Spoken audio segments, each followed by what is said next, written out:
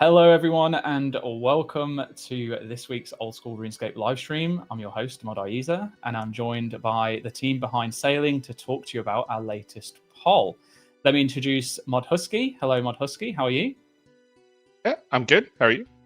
Good. I'm glad that you're well. I'm doing pretty good, thank you. I am pretty nervous, not going to lie. I'm also really tired, so this is a great time to be going onto the live stream, but I just haven't been on stream in so long, and I'm also running it myself, so chat, if things are scuffed, deal with it, basically. Help me through fixing it, and excuse me, I'll try my best to just make sure all the audio and stuff is set. I guess it's a good chance while Husky said hello. How was the volume? Is Husky's volume okay? Do you want to just carry on yapping away for a sec?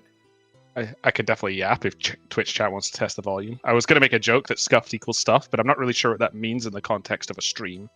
Like, what is the stuff that we're getting because it scuffs? Cool. Well, they say that you sound good and that you're beautiful, so that's amazing. Well, I'm also joined by Mod Rice. Sorry for leaving you hanging there so long, Rice, but how are you? Hello, I'm good, thank you. I'm glad to hear it. Everyone okay with Mod Rice's volume? Do you want to talk about things being scuffed too? Yeah, I mean, it's the nature of the game, right? It's the game we play. I wouldn't want to play it if it weren't just a little bit scuffed. Just a little bit. Apparently, you could do with a little bit more gain, but I don't actually think I can turn you up any higher than what you already are. So... You need to speak with your full diaphragm, Rice, like project. I could project, yeah. I'll bring it up a notch. I'm sure the neighbors won't mind. Yeah, if you just speak a little bit louder, then apparently that works. I'm wondering, actually, I can add extra gain onto your microphone. If I give you an extra 3 decibels, maybe that will help. Maybe. I'll return to normal volume, and we'll see how that goes. Thanks. If not, I'm just going to adjust that a little bit. But let us know, chat. Keep us on top of things. We appreciate you. Okay. Before we get into everything, let's go through some announcements. First of all, !blog. We're going to be talking about a lot of sailing stuff today, but if you want to read up on everything that is coming out with poll 2 for sailing, then check out !blog. It has all of the details for the upcoming poll. Once again, !blog for that. Click the link, check it out. It's also one of the first posts on the Old School RuneScape page. Probably the one just before today's post for the game update. If you don't want to read, sometimes you just want to listen or watch, !video is the command for you, where you can check out the video that we put out that accompanied the blog. And a big thanks to Hebox as well as No Monkey for putting that video together with us. Incredible to work with them, and we hope that you enjoyed it as much as we enjoyed watching it too. We also have !poll, so that you're aware. The poll for sailing will be going out on the 8th of August, so that is on Friday, where you'll be able to cast your vote for things like the sailing skill cape and icon, as well as all of the rewards that we've talked about. We are planning on putting an updated blog out tomorrow, so you'll see some of the changes that we're going to be making, some of which we'll be talking about in today's live stream. But yeah, !poll, make sure you go to the nearest poll booth in game on Friday once it's up. And then there's 2 more to go. Hold on one moment. I had to find the mute button. I know where that is so that you don't hear me clearing my throat. !Discord. If you want an invite link to the official sailing Discord where we host stages and FAQ on all things sailing, !Discord is the one for you. And then lastly, let me get this transition ready. Hopefully it works. Okay. !merch. Our U2's figures have just dropped, so check out the link in the command to go get your own King Black Dragon and Neve now. I've just realised I'm about to transition over to the video. And it's showing my RuneLite screen whilst I'm killing the crab. So I need to just quickly move the video to be above the gameplay. Oh, okay, hold on. Capture it. There we go. All right, let's check out the video. Hopefully this works. All right. Oh my god, look at this. I'm a professional. Who'd have thought? Any crab runners?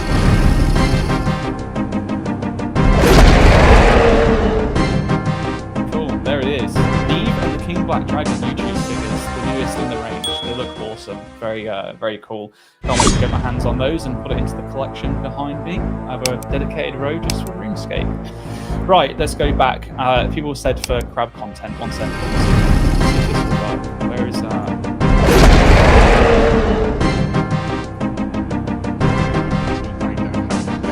Yeah. There you go. You see, I even highlight the cave so that I can get it easily.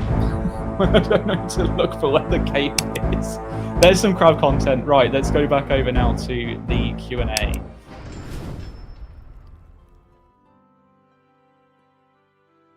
Oh, you could hear my game. Sorry. Stuff equals stuff.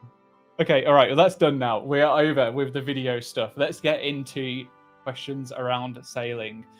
Okay, first of all, let's talk ship combat and smithing. A bunch of questions on this one. So, are there any plans to include melee-based combat in sailing?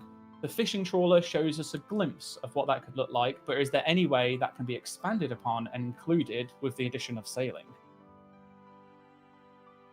Yeah, I think this stuff's really cool. It took me a while to think about what the question was actually asking at first, because when I read this, because I was thinking, well, how does a ship melee? I guess it could have like a ram on the front of it or something. But I'm taking from the trawler example that it's kind of meaning like a tentacle like comes off the top of your boat, and like, you know, you have to attack the tentacle. And while like that's very like rough around the edges for trawling, I think that sort of stuff's really cool. That there's almost like an extra dimension to combat that could be unlocked with sailing. Like assuming the content is there for it. I just think that's a really cool idea that, you know, you've got to shoot with your cannons, but also, okay, now there's something on the boat, so I'm going to get off my cannon and set my crewmate on it, and I'm going to deal with this, and I'm changing my prayers as well. So I think that stuff is really cool. I'd love to see where that goes in the future. Don't really want to spoil things, I suppose, that may or may not be there for launch, but I think the idea is cool. It's solid, and I think that's one of the things that excites me about like sailing combat in general. That's a shame. I was hoping we were going to stick a giant wooden orc face on the front of our ships and just ram into each other and, you know, let the wind take us.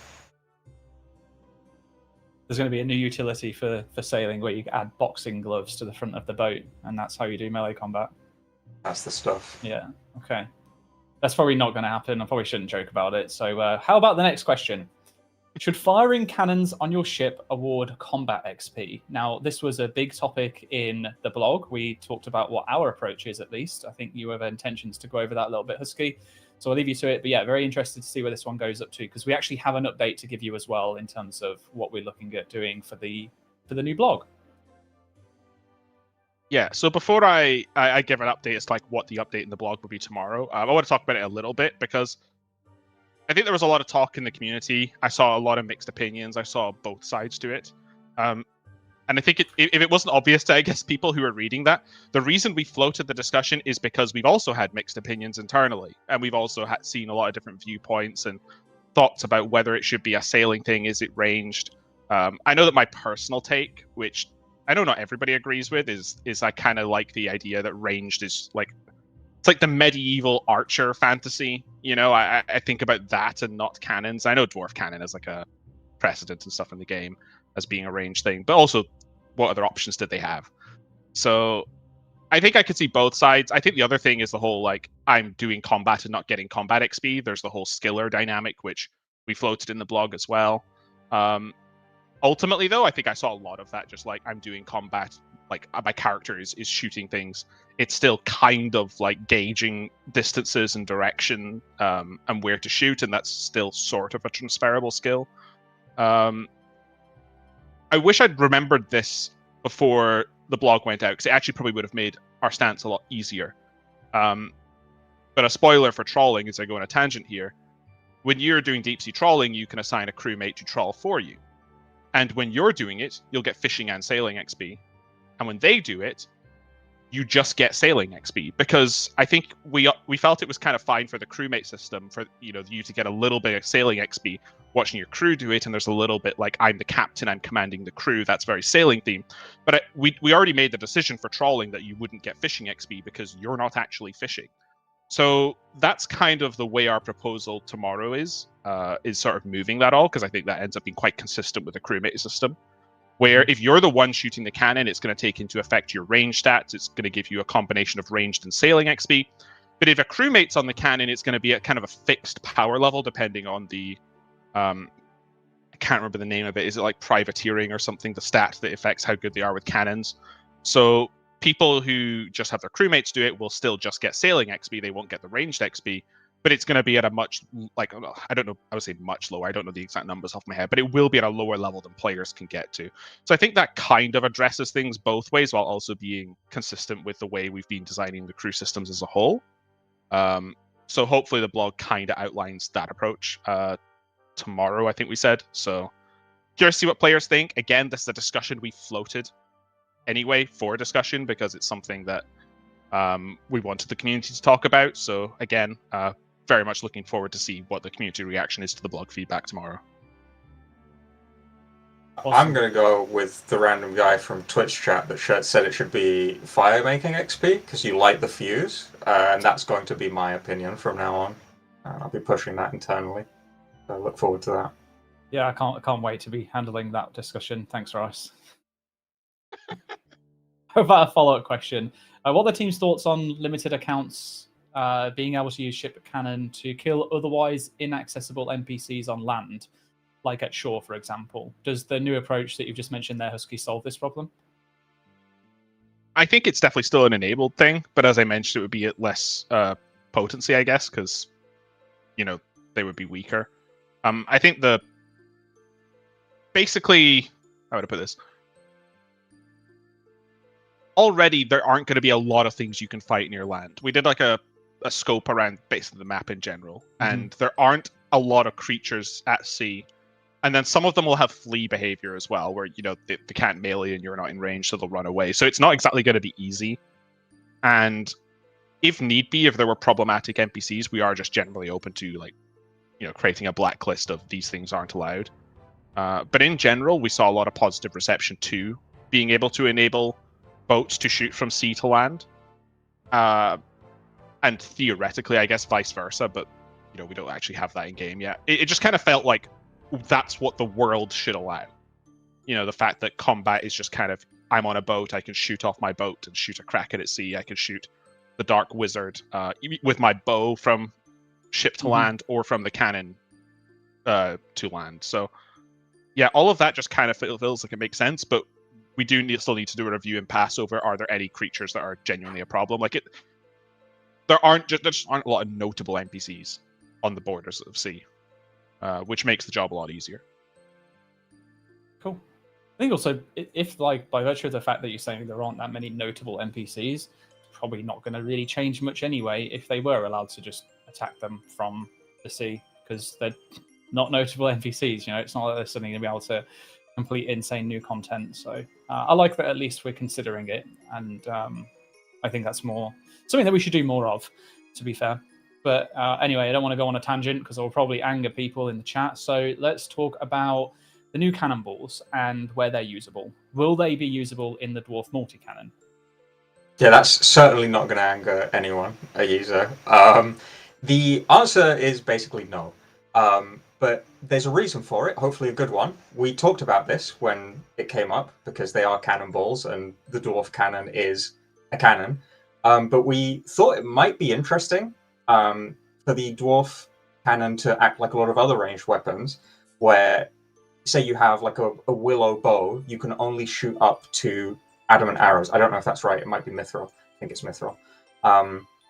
The Dwarf Cannon that we have right now can only shoot up to steel cannonballs. But we may be able to get other cannons, bronze cannons that can shoot cheaper bronze cannonballs. We may be able to get rune dwarf cannons that can shoot rune cannonballs, but that would come from maybe like higher tier content, not necessarily sailing. It could come from sailing, but it could come from other pieces of content. Might even come from, hell, I don't know, a raid. But don't hold me to that. Yeah, that's the general sort of like angle that we're taking. I think it's quite fun. It opens up reward space for the future, gives us options for how to give people power. Cool. Yeah. Just to reiterate, to make it very clear, that's not something that we are doing. It's something that we could do if players wanted it, and if we were to do it, it would be polled, right? So I saw a few people in chat like, "God, please don't do that." I mean, if people don't want it, then we just won't do it, right? But if in however many months, weeks, years from now it may be that there's a request to actually, we've got these other cannonballs, can we use them in normal cannons on land?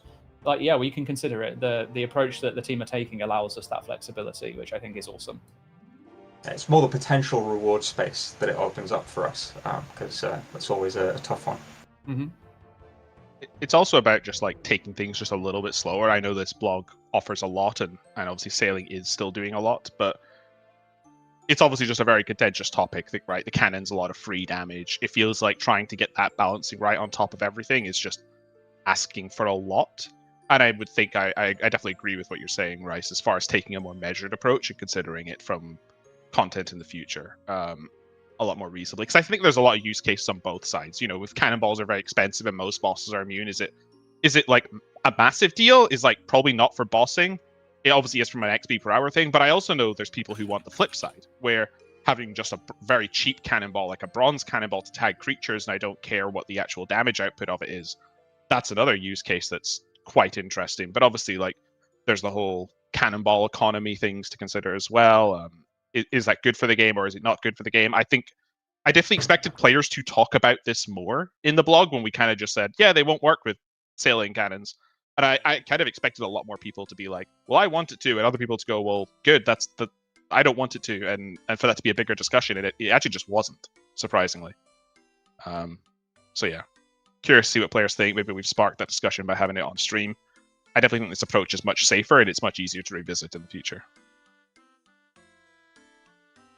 I like it. After speaking to you guys about the intentions, it definitely swayed me over, because this next question, I didn't put it in here, but it's definitely one that I wanted to ask because it was one that I was in favor of. And it was that, have we considered making the current cannonballs just into like Dwarven Cannonballs made from the current molds, Dwarven molds, and then letting steel cannonballs be a separate thing? And also, there's a question on how granite cannonballs would work with sailing.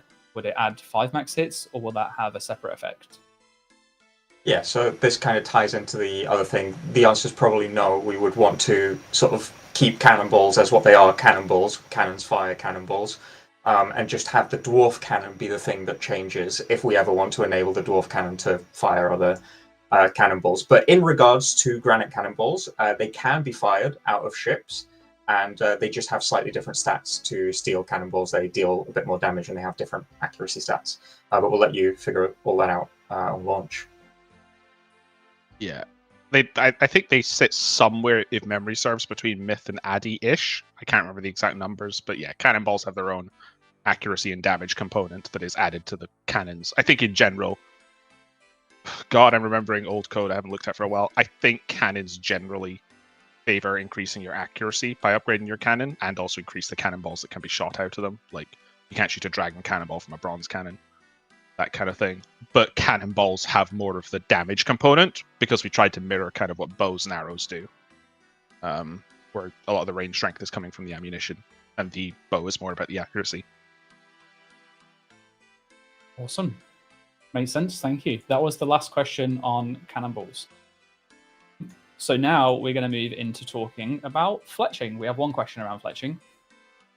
Can we elaborate on the uses of the new blowpipes? In particular, could we explain the relatively high woodcutting and fletching requirements in comparison to the toxic blowpipe, which provides higher DPS?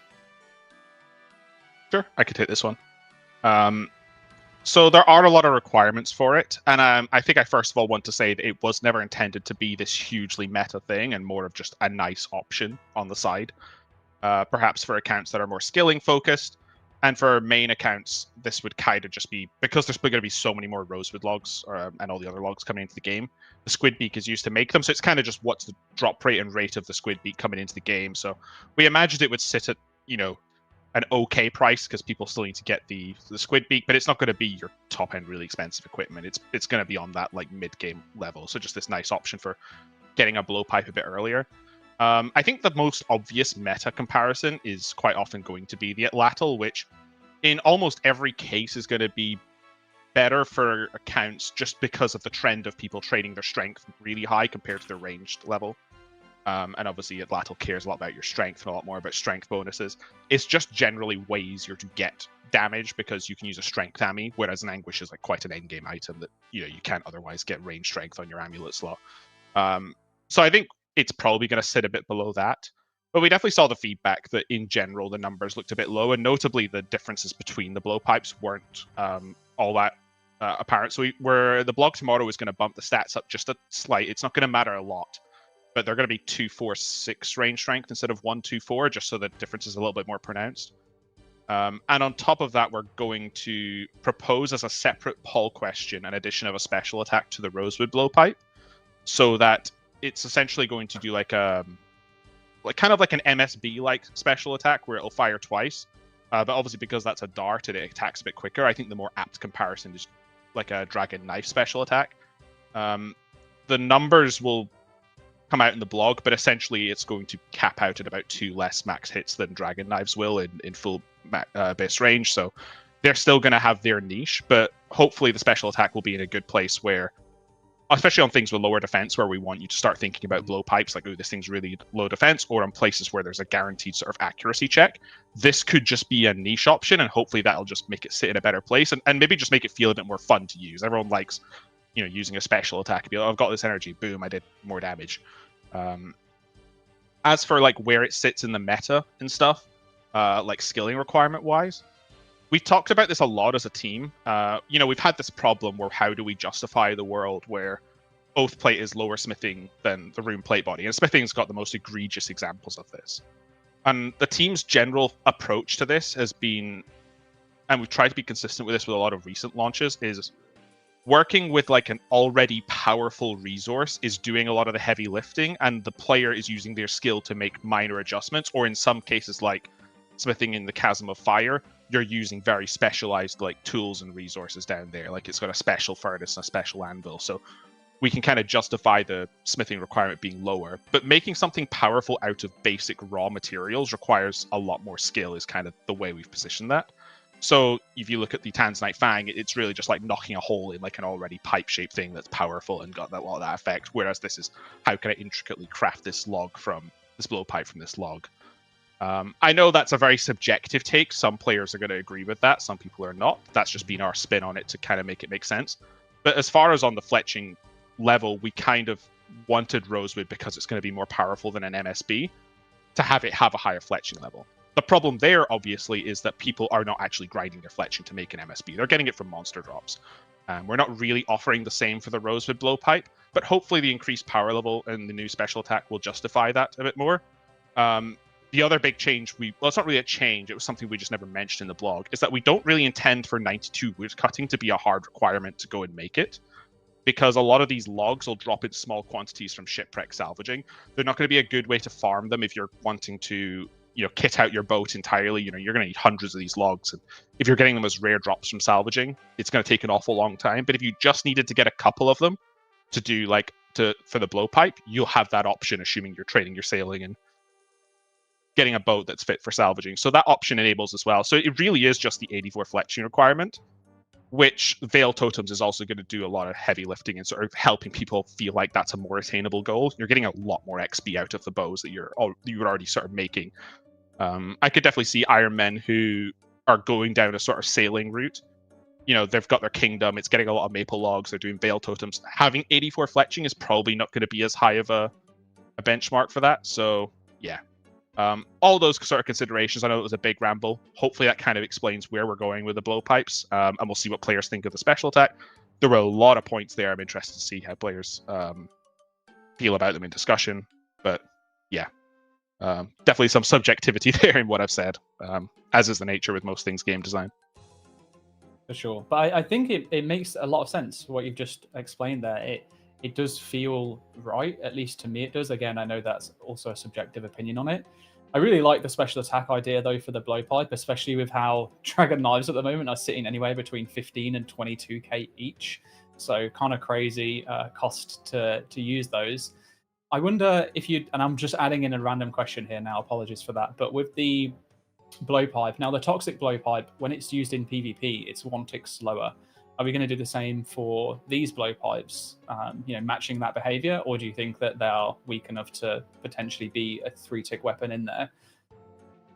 I think we have just made them Husky, the same. Sorry. As your legal counsel, I do have to tell you that question wasn't screened, and you don't have to answer it if you don't feel like it. I'm just letting you know that. Sorry, yeah. Lawyer right. You can if you want, but you don't have to.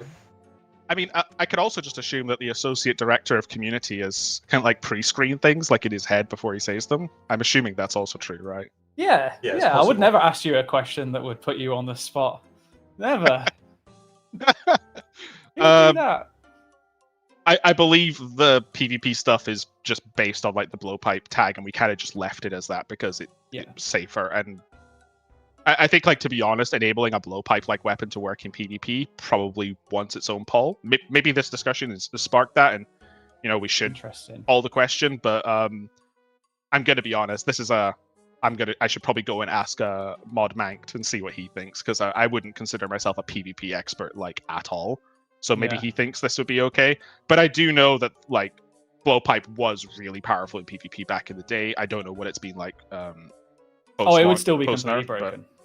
Yeah, it would. That was my interpretation. Busted, so, but the use of the special attack is interesting, and I think we'll get some extra feedback once that blog goes out and people get to see it. So that's something to look forward to. Right, move on. Woodcutting. One question on woodcutting.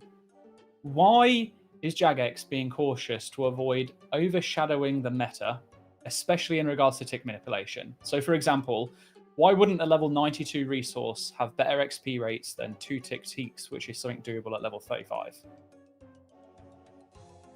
You want to go first, Rice? Or yeah, you could talk a little bit more about the specifics of the logs if you want, and I can talk about the sort of big picture. So one of the things that I think was a goal for sailing was, because this is something that people complain about a lot, is like skilling isn't profitable. You chop trees, you just drop that shit on the ground because it's not worth anything. So there was a desire to have the resources be valuable, like the actual materials themselves hold value. Now, that's probably not going to be eternal, but certainly on launch, there should be some value associated with them. And the trouble is, if you associate a high XP per hour method with any resource, the way that people value that resource risks becoming about how much XP it gives rather than the inherent value of its utility. And so we wanted more of the resources from sailing to be about the value they bring as a resource than the value they bring as a way to train other skills. Because ultimately, the sailing launch should be about training sailing and not about giving you like new ways to speed your way to 99 in different skills, right? It's about sailing and the things that sailing can give you to interact with the broader game world. I think that covers the sort of big scope. I don't know about the particular trees.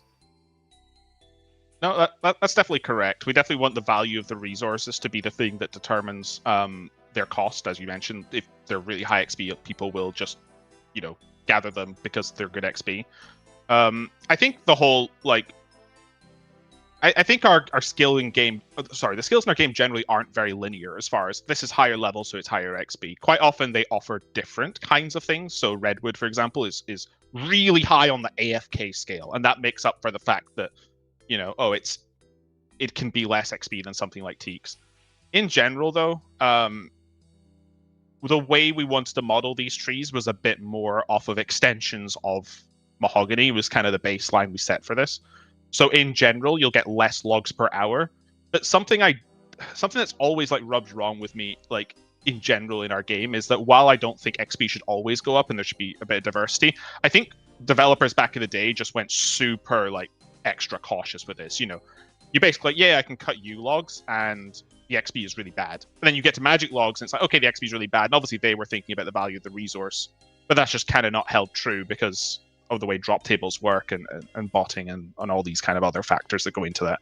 So we're kind of in a middle ground with these trees where the XP per log increases quicker than the resource rate reduces, if that makes sense. So in general, moving to a camphor tree cutting, if you imagine like Mahoganies, I think are somewhere like 50 odd K.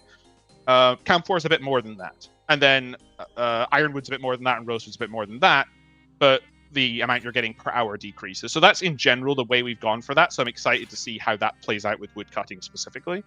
But no, they're not touching that sort of like 2-tick teak rate.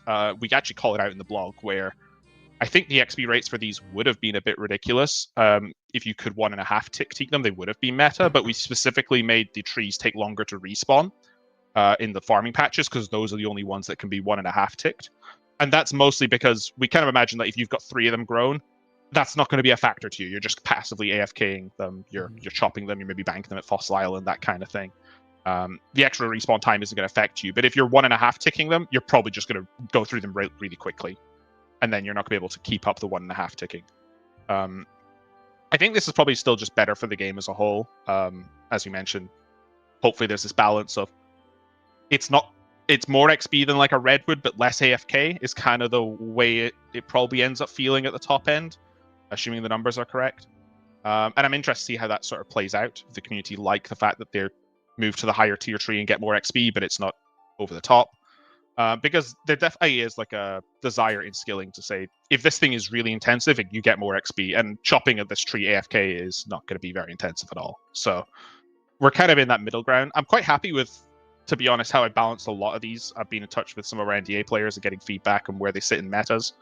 A lot of them are going to be on the lower end of XP, but the crab hunting specifically is probably going to be quite meta relevant, just because the way we're trying that out is it's a consistent hunting activity where the hunter skill kind of feels like it's in this weird place where all the XP methods were kind of bad apart from chins, so we've kind of just been a bit generous there.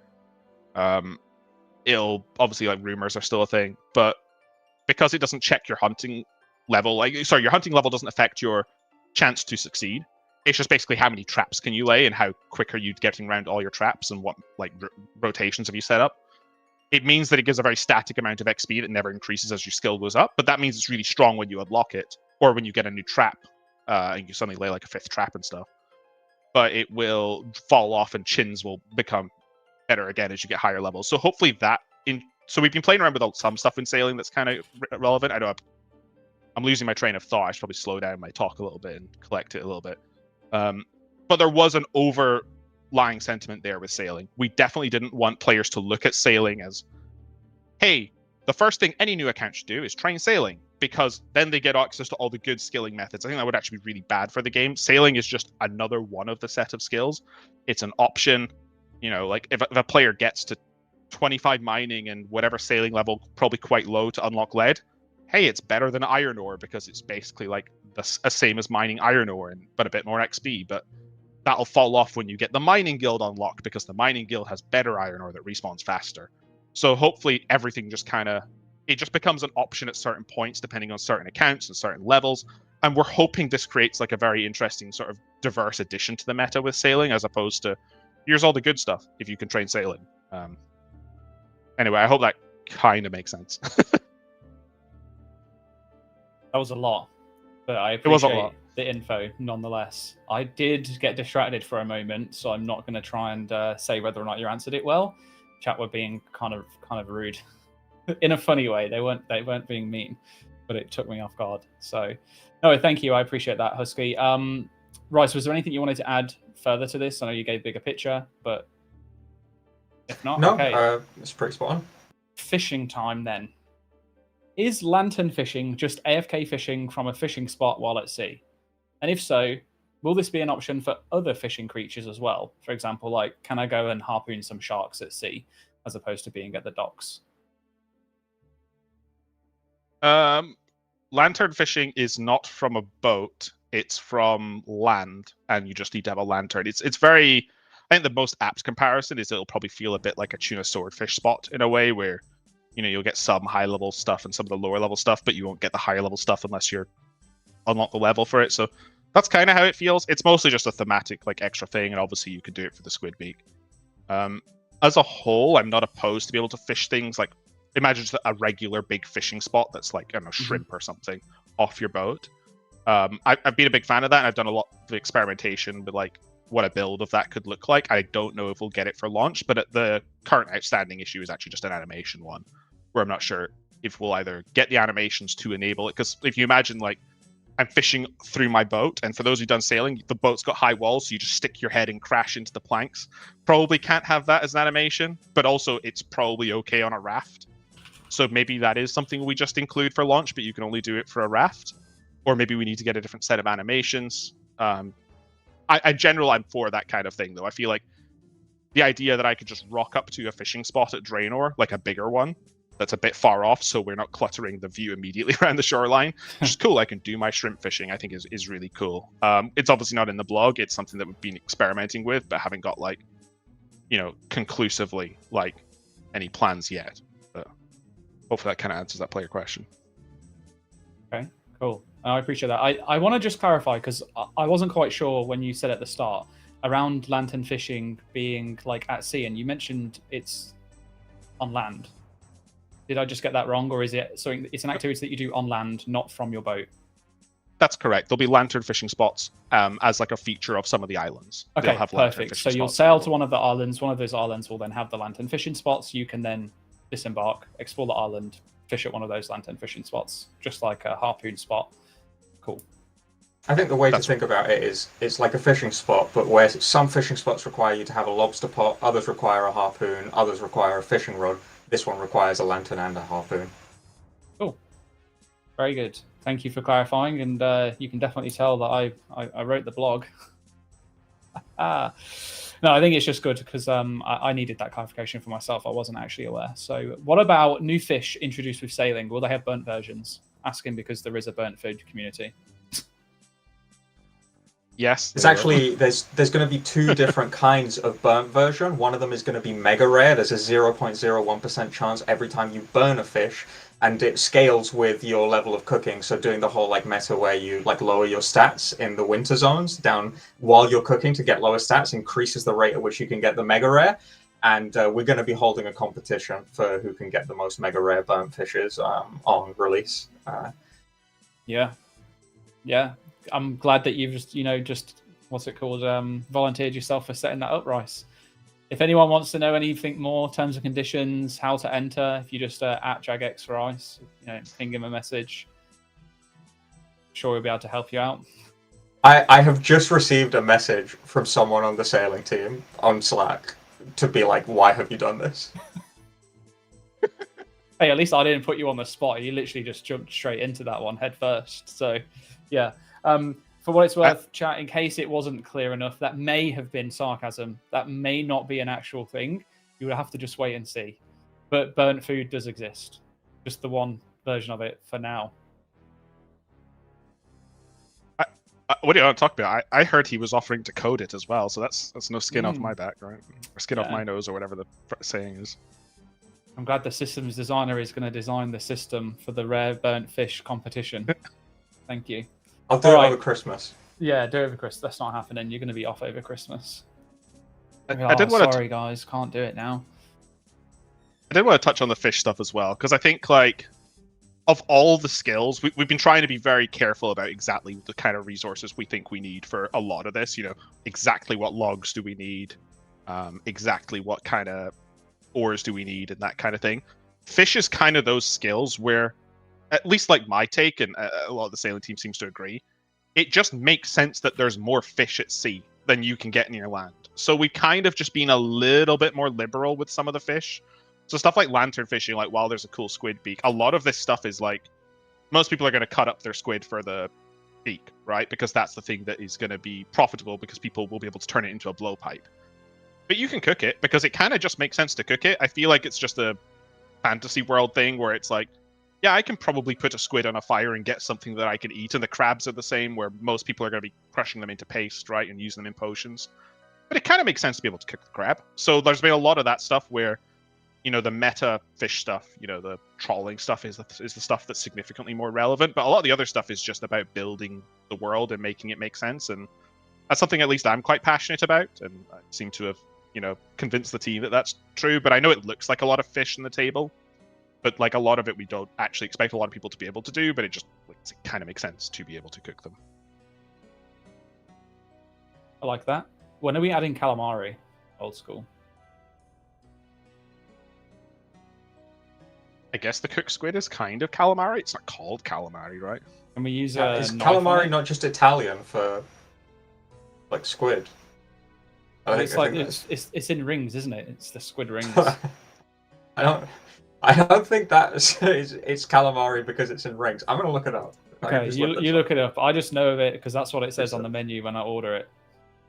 So what you're suggesting actually is we need a way for players to create batter in the game, Yeah, sure. And then they can Imagine like, the things that we up. could deep fry in old school. It's a whole new category of foods. I mean, it's right up there. You know, we're introducing haddock with deep sea trawling. Haddock is like premium fried We've already fish. got potatoes. Buy your own chippy. You get it in one of the islands from sailing. Can't get more British than that, can you? Okay. Need to enable some curry sauce somewhere as well. Maybe talk to Ali and Alcaraz to get some good curry sauce going. We don't have peas either. We can't make mushy peas. I put it in Google Translate, and it says in Italian it's calamaro. Okay. So I think it's that. Calamari must be like the plural, something. Thanks, Rice. I'm going to move on and ask more questions because we've got 18 minutes left. Herb lore, whole bunch on herb lore. Let's get through this. Whew. There's loads of new items coming to the game. The Armadillo Brew has caused most of the community discussion. Of the potions, or even in fact of the items, which are you personally most excited for? And do you think there are any items you feel like currently are being slept on? As in, secretly really good, but the community doesn't know it yet. Not that you've got a whole bunch of them underneath your bed. God, that's a very planted question, given I think I said to a CM that I think this item is being slept on and nobody's talking about it. I didn't put the question in here, so... I think the anti-odor salt's like up there for me. I think I saw a lot of people who were doing like reactions to reading the blog. Oh yeah, cool, smoke traps. And then I think the assumption is, well, that's kind of worthless because nobody smokes traps. But the reason nobody smokes traps is because it loses you XP because it's inefficient to do so.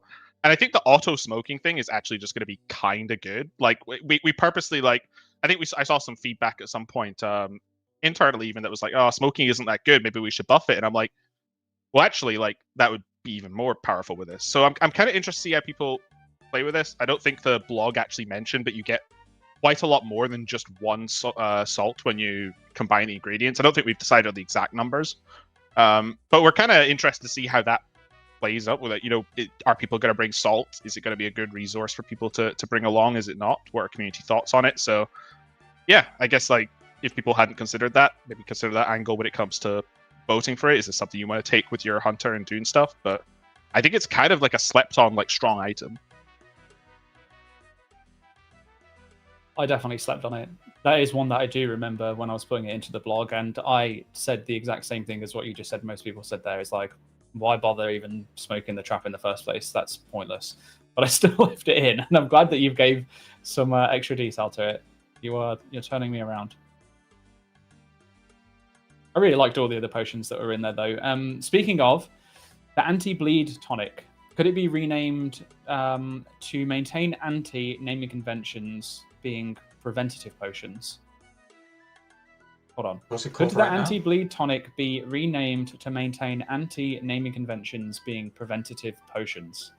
Does that make sense to Oh, you? right, because it doesn't that's a prevent tongue it twister. cures. Yeah, it doesn't Okay, prevent yeah. it. Yeah, it's not like anti-fire, which prevents fire. Yeah. It's the bleed cure Gotcha. potion Yeah, tonic. yeah. Sure, right? Husky, right? We can... That's a thing we Maybe. can do. What's the what did chat want to call it, right? Because like I mean, like as someone put in chat already, I kind of see it like a clotting potion. Like I'm trying to think like how does a potion work? Clot stopping pot. Clot pot. The clot Guy's pot. cooking. But like God. the clot idea pot. that you drink this and somehow the magical properties of the potion are like there's the wound and it just like immediately like surges down and causes the blood to clot at the wound. As we have a winner. I feel like there's no going back on this. I think we have We've got got a too winner. much traction. I think it just works now. That's it. This is why people need to tune into the live streams. You get to make decisions like this happen, right? If it was not for your instant feedback, we would never have considered Mod Rice's suggestion as serious. But now you validated it instantly, and it's set. Are people now going to say they're going to clot Vardorvis instead of pot Vardorvis? Is this like a thing now? Well, emergent gameplay. There you go. Well, we got that one sorted. What else can we figure out renaming? Oh, actually, the next one's about the extended stamina potion. How does it interact with the Ring of Endurance? Yeah, I feel like we had these sections separate on the blog because it is in there. It's pretty it was pretty obvious to me, I guess. I guess that's a bit condescending for me to say that. Yeah, so rude of you. So rude.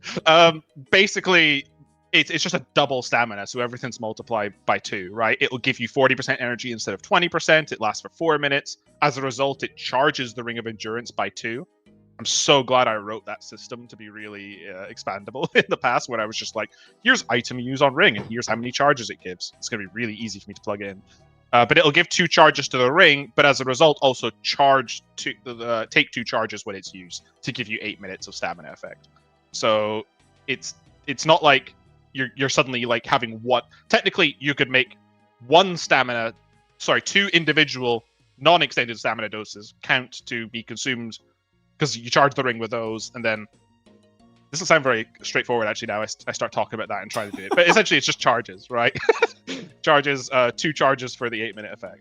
Anyway, I'm gonna stop typing. Brilliant. Okay, thank you. I appreciate that. There were quite a few questions around it actually, and I was surprised because I also swear that it's listed in the blog around the Ring of Endurance. It wasn't mentioned about the 40% stamina thing originally, though. That's something we need to clarify in the updated blog. But yeah, there's the info on that. Okay, thieving. One question on this, and that is, what do you think about a thieving activity where players might be able to raid NPC boats? All right, full disclosure, guys. Before this stream, they told me not to do this, but they can't keep me silent. Okay, once you reach 99 sailing, we're going to split the skill into 4. There's going to be 4 sub-skills. One of them is going to be pirateering. And the pirateering sub-skill, we're talking this is like 2052. Oh, I think I have okay, a in the button, pirateering skill.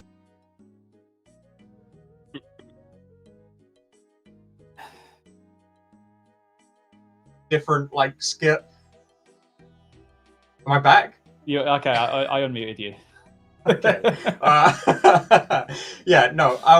I think it's a cool idea. We're still sort of like, I think figuring out the feel of like boarding boats is important. Like being able to leap onto another boat. You know, whether that's in a sort of like combat situation that's very high octane, or whether it's just like boarding another captain's boat to have a drink with them and exchange stories. I think there's room to explore that, and certainly like thieving would be a cool angle. I think thieving is a skill that works best when it like complements other things. When we like combine it with another skill, it sort of comes to life. So yeah, definitely some cool ideas there. You know the thieving activity in Port Piscarilius, the one where you kind of like go around basically to rob people and avoid the guards? What if you were just there was a pirate's cove and they had all of their ships parked up and you're jumping across the boats and stealing from them, and it's very similar activity-esque to that? Like that actually sounds really cool. I think that would be fun. Yeah. Do you want to become a designer? No. Actually, no? Okay. Yeah. Sometimes I would. I actually really wanted to be a designer back at the end of it was like end of 2018, start of 2019, and Mod Kieran said that I couldn't be one because if I'm going to be a designer, I have to learn how to code. Oh my god. So yeah, he shot me down. I mean, he's got a fair point, right? If I was just designing all these ideas and not knowing what isn't and isn't possible, I'd probably just annoy everyone every day. So yeah. Instead, I carried on in community management. So. I'm so glad you said Piscarilius as well, because if you didn't say the word Piscarilius, I think your entire description was, you know, that thieving activity where you steal from people? No, but you're going into their homes and stuff, aren't you? At least I think that's how it works. I only did it. Okay, all right. I'll let you into a little secret. I only did that activity when it was like broken for a couple of hours, where you could just, I think you could just like teleport out with all the things and then just go back and just, yeah. There was like 2 or 3 hours where everyone was doing that, and it was like a mass world. We all went crazy and got a few bits of XP, and then it got hotfixed. So, yeah. What was your account called? Bulbasaur again? Is that the one we need to ban for bug abuse? Yeah. No, it wasn't bug abuse. It was it was a known method. I saw it on Reddit, and then reported it, and then tested it out. I was giving info back to the team. I've really not done myself any favors here, have I? Okay. Anyway, moving on. Why am I such an honest person? I'll never know. Why didn't we choose to use existing resources more as opposed to brand new ones? So we really tried with a lot of them, but I think it's really hard, right? Because community sentiment will generally be, here's a thing, it doesn't have a use, why don't you just use it? And the big like scapegoat ones are, why can't we make Arctic Pine boats and Redwood boats as like the ones that need it used? But those are both soft woods, and in general, I will say, really, because there are some cases. Exceptions. There are always exceptions. There were. There are always exceptions where, well, actually, this culture used some softwood because like they didn't have an option and trade wasn't a thing, right? But in general, shipbuilding tries to use hardwood where possible. So a lot of it was just sort of like grounding in realism. Like a lot of the even just using things like lead and copper nickel and stuff was to keep things a bit watertight and weather resistant. So we've tried where possible. But even then, there is a part of sailing that is very much about like the joy of going to all these places and finding like there's the expansion aspect, right? I know that the expansion aspect gets, how would I put it, like it gets memed on slightly where people are like, people aren't excited for sailing, they're just excited for the expansion. Other people go, oh well, I really like the expansion, I don't care about sailing, or like both parts are relevant, right? Sailing is the skill that allows you to traverse this plane that you couldn't, right? The water and access lands, but it still needs things to go and explore and see and do. So it needs things on there to do, and a lot of that tying back into shipbuilding creates a much more interesting skill where, I want to upgrade my boat, but I don't know where to get this resource, and now I need to get this resource, but okay, now I don't have the mining level to mine that, so now I'm going to go and do this. And so we know that new resources are going to do a lot to help like the excitement of the skill on launch, and I think there's a lot of cool economies that can form up around that. Someone who got to 40 sailing can get on an island, can go cut a new tree or mine a new rock, and they're not going to be in the race for 99, but those resources are going to be really expensive because the high level people racing for like 200 mil first or 99 first are going to pay through the nose for it. So like new resources and new economies are going to do really well for that, as opposed to just like, hey, like Arctic logs and spiked up in price and there's already a ton of them in the economy. Obviously more would come in. Anyway, I'm tangenting a little bit, but mostly for the realism thing. But there are other benefits and merits to the skill in general. So yeah, we have really tried though to keep it down. Like I think we could have absolutely been a lot worse with the amount of things we've added. But this is also why this blog is out there for people to give feedback on. And I think I've seen a lot of feedback that is generally quite excited about the amount of stuff that we're releasing with sailing. And obviously there is going to be some skepticism there. Okay, is this changing a lot? Is it too much?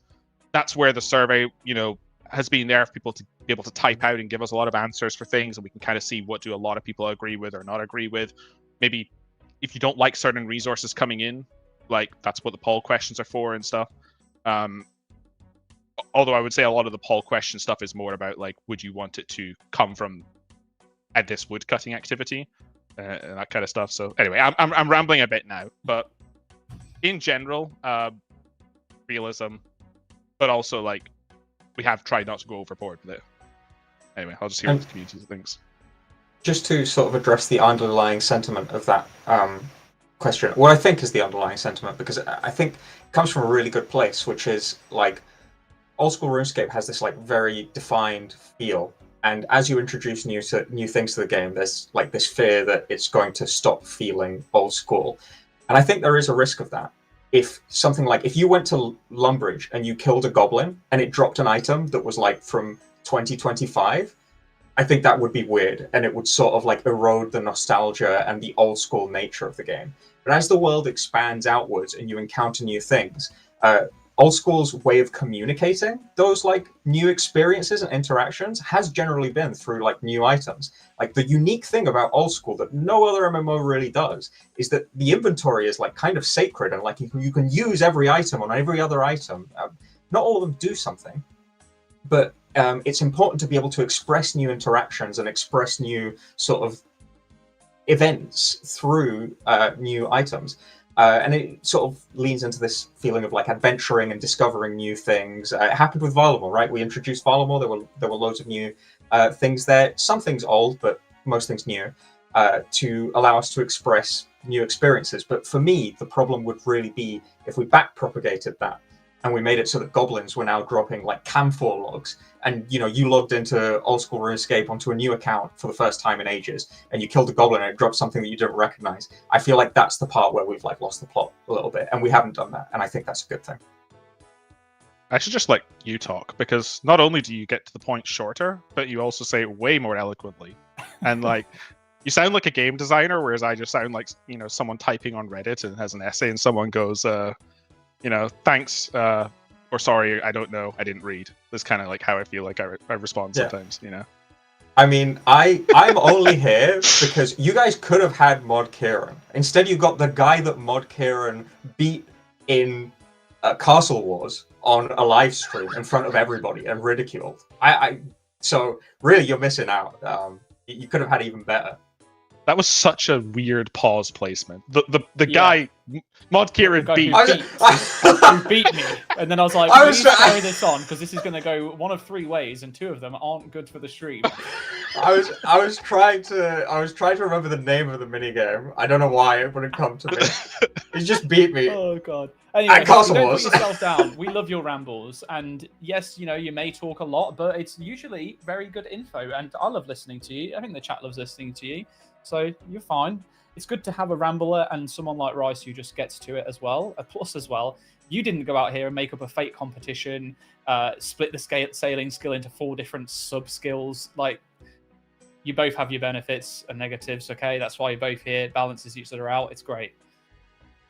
There was something important I should have probably said as well, though, is that it's not all new resources. I think that might have been apparent from those who tried the beta, but I'm aware not everybody tried the beta, read the blogs and stuff, but like, we're sticking to the hardwood stuff. So like planks are always like normal logs are quite often the exception, right? It starts off with normal logs, but it is basically like an extension to the logs you use in construction. So expect to use, you know, regular planks, oak planks, teak planks, mahogany, and then that's when the new stuff comes in when you're beyond that. So a lot of like day 1 sailing is going to be using familiar resources.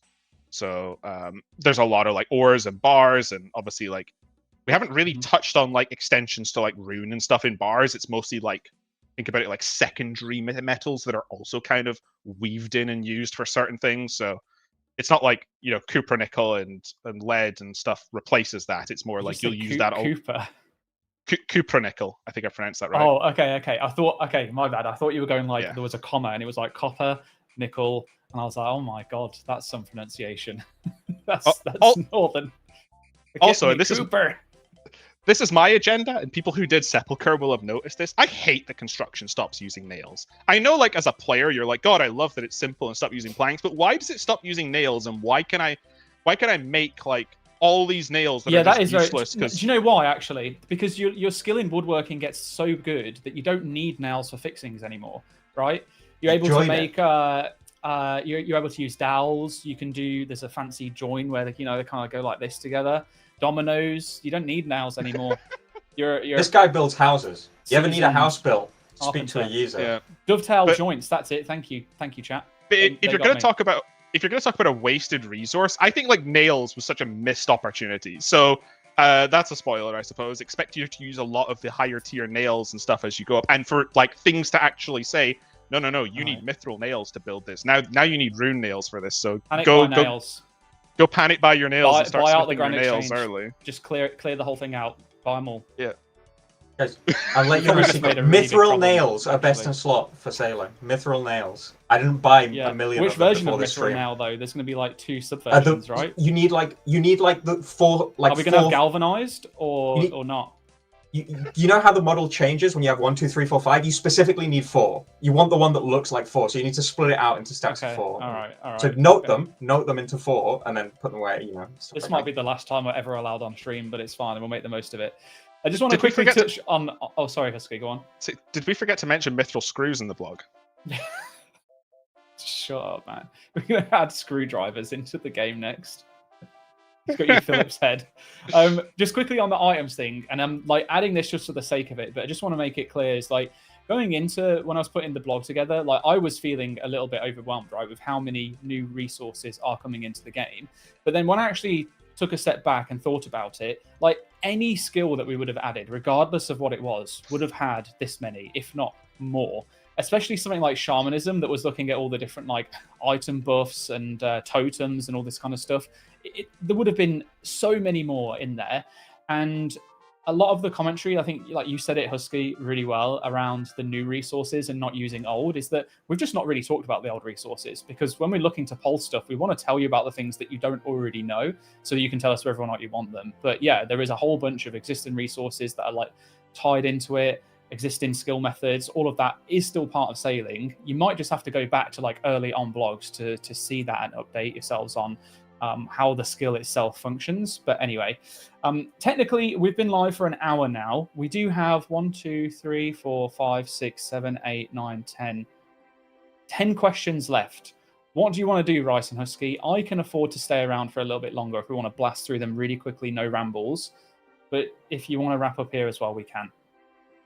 Let's do it, because people tuned in and they might have asked questions. We haven't answered it, so we'll try and be quick. Perfect. All right. Are all the new resources going to be members-only items? Yes, they are. New resources, yes. You'll still, like, obviously, like, planks are not members-only, and they're used in sailing. But you get the gist. All the new stuff is. Cool. Can we share what the sailing skill cape perk will be? I want to leave it as a surprise. It's not something hugely meta-changing for XP, I'll say that. It's not going to suddenly, like, I get to 99 and my XP rate skyrocket and stuff. But we've had some full things. We've cooked fun things. We've cooked as a team. I kind of like the idea of leaving that as a secret for the perk people who get to 99 first. And then, you know, community, like, sort of shares. Oh my god, the skill perk is this. This is kind of cool. Or it's terrible. Or it's terrible. But I think people don't need to know about that to vote to the polls, and I like keeping some surprises. Fair. Is it not going to be possible to just sign it through a cache? But it's very cool. Okay, you can spoil that it's very cool. But yeah, wouldn't they just be able to see it when the update releases?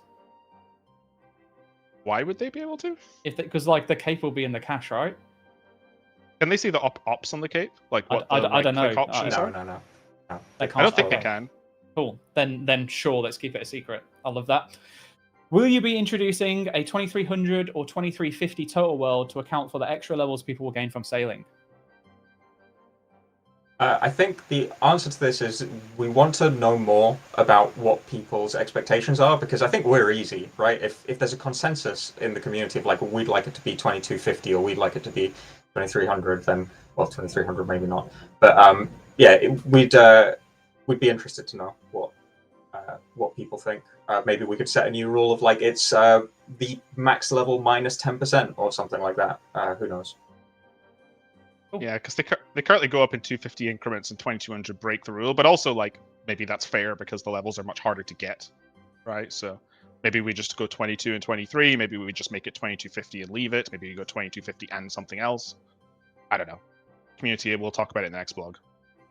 Nice. Saw quite a bit of support for 2250, but also 2300. But yeah, next blog we'll just probably have a survey in there with all the different options. Excuse me. Vote on which one you like the most. I meant racing to get to the next cutoff point to then have a private black chin spot for like 5 hours. Yeah.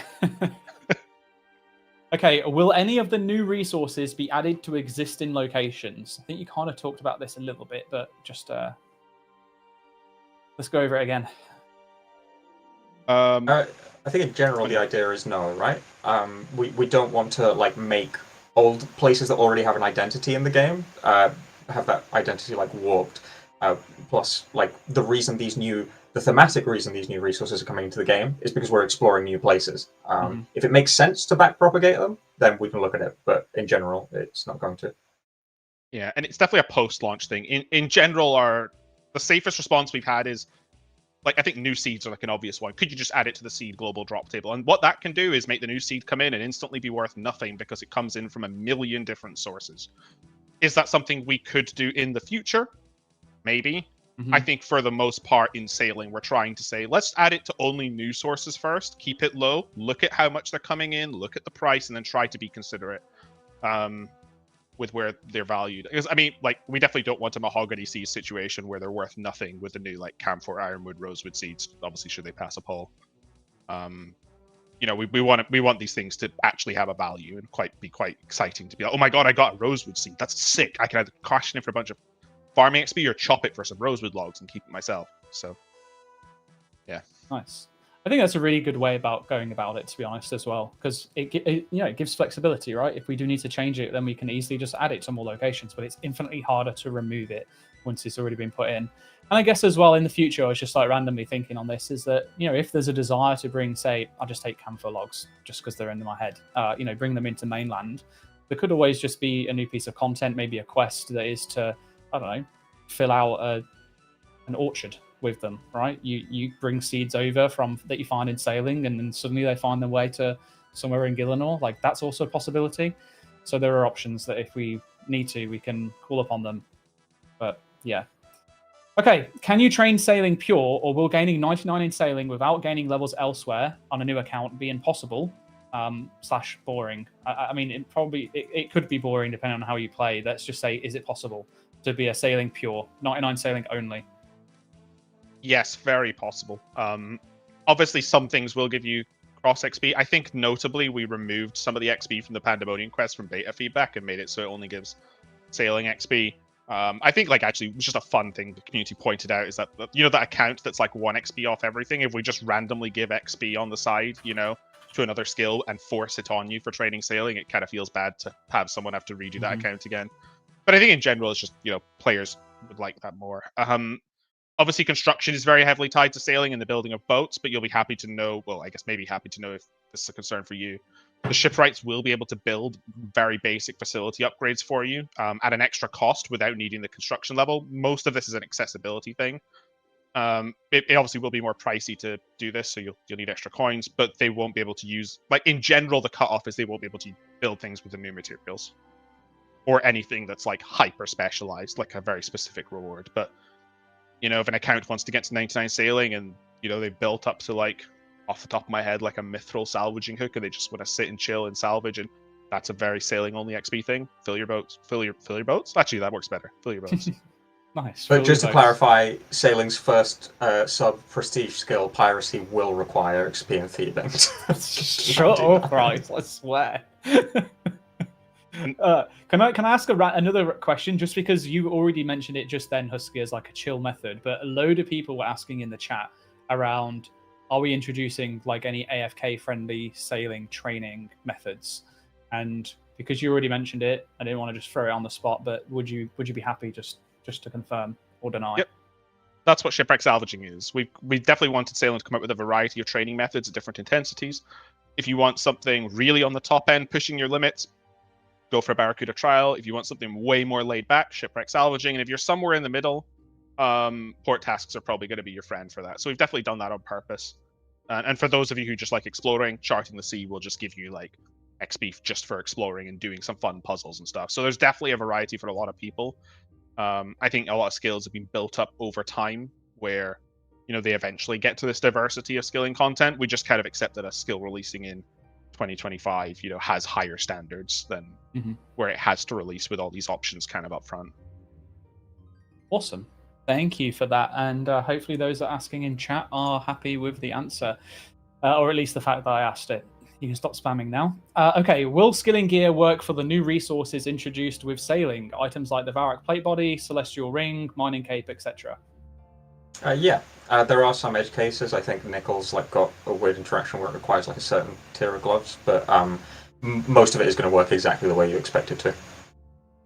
Yeah, basically the ore has to have a level, either works with one glove or not another glove, or a different tier of armor and stuff. In general, all of them will be usable for something, but there's Nickel's Varrock 4, so obviously the mining cape doesn't work on that because the mining cape only works on things up to Varrock 3. So we've been pretty consistent with that kind of stuff. But yes, you can expect your mining enhancers to work. And similar for any other skilling enhancers. Nice. That's really cool, actually. Glad that that's been thought about. Will there be a way to temporarily boost sailing, perhaps brewing a sailor's swill via cooking? Yes, we'll be introducing sailing boosts with sailing. I think they are getting added to the stews as well, but I can't remember which color. But even without the stews, there will be some ways to boost your sailing. But I'm not going to spoil how. It's a new color requiring a new spice, requiring a new kind of rat. I'm sorry, I gotta stop. I can't. It's a 1 in 10 million chance for your cat to kill it and get it, but it also makes it into the Giga Wily Cat or something. Yeah, and then your cat gets a talent tree, and you have to spec it. Yeah. It's like mercenaries in Path of Exile. It has gear you can give it to, and skills. All right. How are dragon sheets going to be obtained? Drops from content at sea, essentially. There are some... I think a lot of the creature stuff and combat-y stuff is in the next blog, so you'll probably find out way more information about dragon sheets and where they come from.